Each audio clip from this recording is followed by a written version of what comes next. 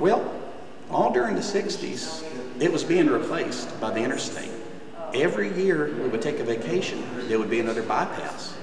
When we first started, there was no town bypassed by Route 66 on our part of the journey.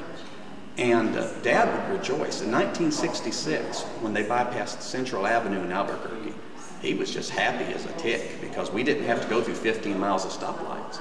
But I remember clearly talking to my mother in the car when we did. We regretted that we weren't going to be able to go through old downtown Albuquerque and Nob Hill and all these things and just see the people.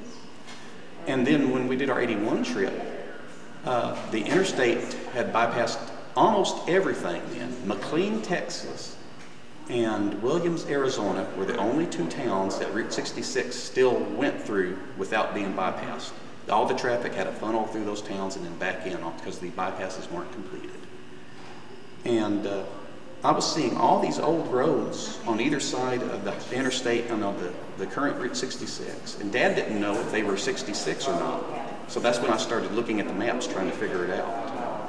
And during the early 80s, I would ask permission to photograph somebody's old gas station, and they would be suspicious.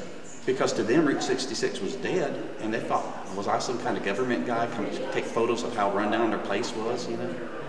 And it was in the later 80s that people began to start associations, you know, where the different states, books began to come out, and more interest began to revive in the old highway.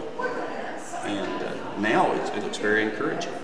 There's signs going up all along the highway, you know, painted on the highway at sometimes, other times, you know, on posts where they can keep them from getting stolen. There's museums.